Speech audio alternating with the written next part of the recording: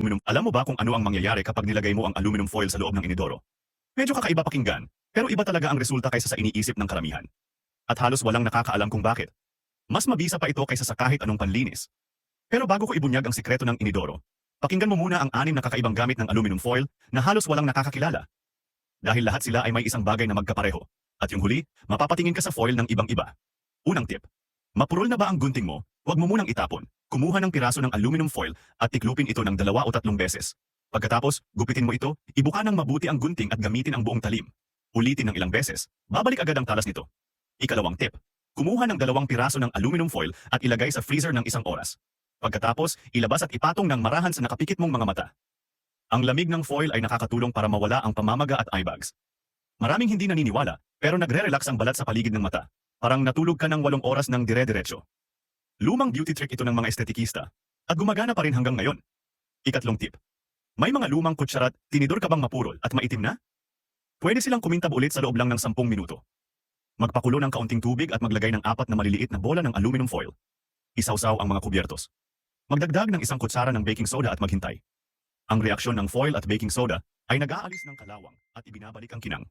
Hugasan sa sabon at tubig, magugulat ka sa resulta. Ika-4 na tip. Gusto mong lumakas ang Wi-Fi signal mo? Kumuha ng piraso ng aluminum foil, tiklupin hanggang sa maging makapal at ibalot sa dulo ng mga antena ng router. Ang metal ay nagre-redirect ng mga alon, kaya nakatutok ang signal kung saan mo ito kailangan. Sa loob lang ng ilang minuto, yung kwartong dati mahina ang Wi-Fi, biglang malakas na. Parang may sikreto kang homemade antena. Ika-5 tip. May alahas ka bang pilak na nangitim na sa tagal? Balutin ang tasa ng aluminum foil, lagyan ng 1 kutsara ng baking soda, at dahan-dahang buhusan ng kumukulong tubig. Ilagay ang alahas sa loob at hintaying lumamig. Kusang babalik ang kinang, walang kahirap-hirap.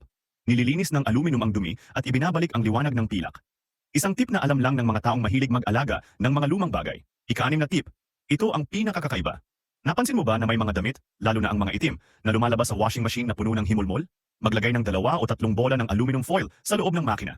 Binabawasan nito ang static electricity at alitan, kaya hindi kumakapit ang mga himulmol at balahibo sa tela. Lalabas ang mga damit na malinis, malambot, at parang bago.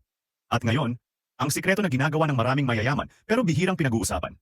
Bakit nilalagay ang aluminum foil sa tangke ng inidoro? May kakayahan ang aluminum na tanggalin ang mga mansa at ibalik ang kinang ng porselana. Gumawa ng 3 bola na katamtaman ang laki at ihulog sa tangke ng tubig ng inidoro. Isara ang takip at maghintay ng 5 minuto. Pagkatapos alisin.